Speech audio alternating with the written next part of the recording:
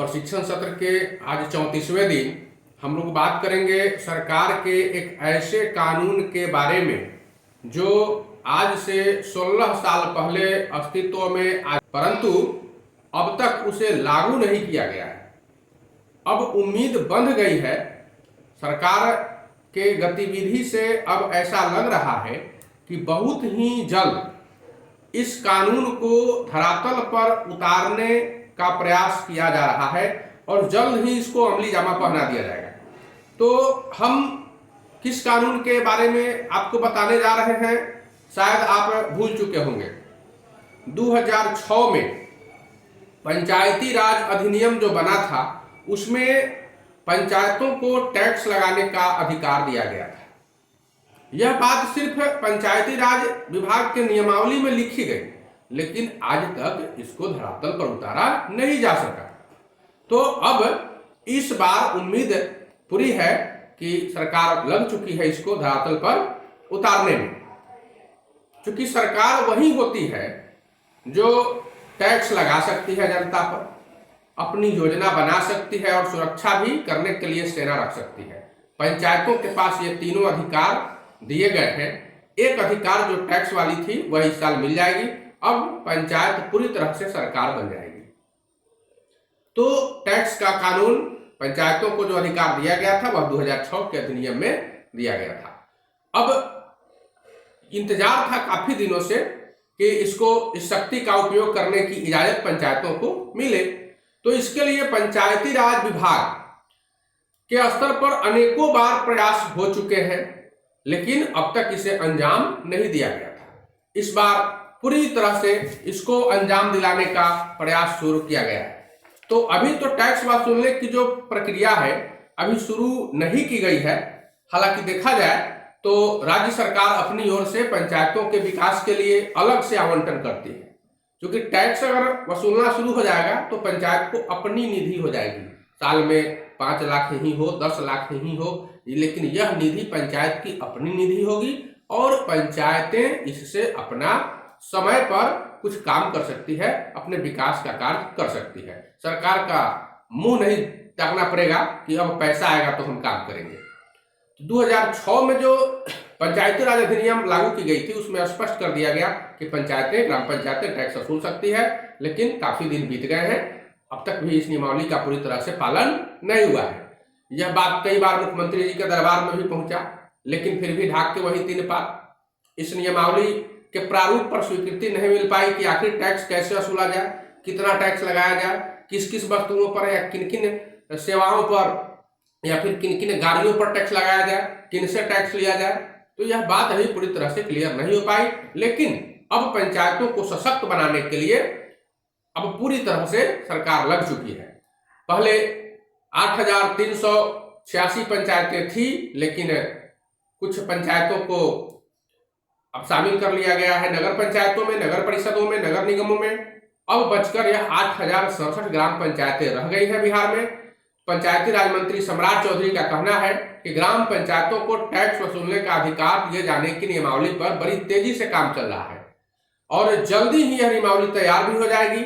सरकार के स्तर पर नियमावली की स्वीकृति भी मिल जाएगी और फिर पंचायतों को टैक्स वसूलने का अधिकार भी मिल जाएगा।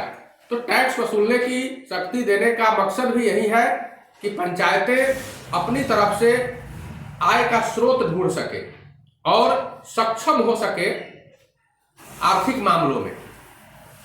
जब पंचायतें टैक्स से आय का स्रोत ढूंढ लेगी तो फिर काम करने के लिए भी उनके पास अपना पैसा हो जाएगा। इस रुपया को विकास के आवश्यक कार्यों में पंचायतें खर्च कर सकेंगी। अभी तक पंचायतों को 3 मदों से पैसा मिलता है, 3 मदों से। तो पहला जो है केंद्रीय वित्त आयोग है, दूसरा है राज्य वित्त आयोग है और तीसरा है राज्य योजना मद। इसके अलावा भी कुछ राशि मनरेगा से प्राप्त हो जाती है। तो मनरेगा का कोई बजट नहीं होता है। मनरेगा का बजट अनलिमिट है, जितना काम लोग कर ले मनरेगा का बजट अनलिमिट होता है। इसका कोई बजट निश्चित नहीं है। तो ये 3 तरह से सरकार को, अभी तक पंचायतों को पैसा मिलता है। सरकार 3 प्रकार से पैसा पंचायतों को देती है। अब टैक्स वसूलने की नियमावली का प्रारूप जब तैयार हो चुका है, और मुख्यमंत्री जी के स्तर पर इस नियमावली की समीक्षा भी कर ली गई है। उसके साथ कैबिनेट का मुहर लगना अभी बाकी रह गया है। जैसे ही कैबिनेट की मुहर लग जाएगी तो यह नियमावली पूरी तरह से तैयार हो जाएगी और फिर इस नियमावली को लागू करने का प्रयास किया जाएगा। तो इसमें जो है सरकार अधिकतम सीमा टैक्स का तय कर रही है कि अधिकतम 30 रुपया, 50 रुपया या इतना रुपया साल में लिया जाए या 6 महीना पर लिया जाए। तो यह अधिकतम सीमा तय कर रही है। पंचायतों को यह अधिकार होगा कि उस टैक्स को वो कम कर सकती है। बढ़ाने का अधिकार नहीं मिलेगा, कम करने का अधिकार उनको मिलेगा। कारण यह है कि जब किसी भी वस्तु पर अधिक टैक्स हम लाद देते हैं, हो सकता है वह देने में सक्षम नहीं हो। जब देने में सक्षम नहीं होगा तो फिर पंचायत का अपमान हो जाएगा। पंचायत उस पर टैक्स ला देगी और वो दे नहीं पाएगा। तो टैक्स उतना ही हो जितना लोग दे दे और टैक्स देने की लोगों को आदत बने। सरकार कम टैक्स इसलिए लगाती है कि पहले वह लोगों को टैक्स देने का आदत लगाना सिखाती है।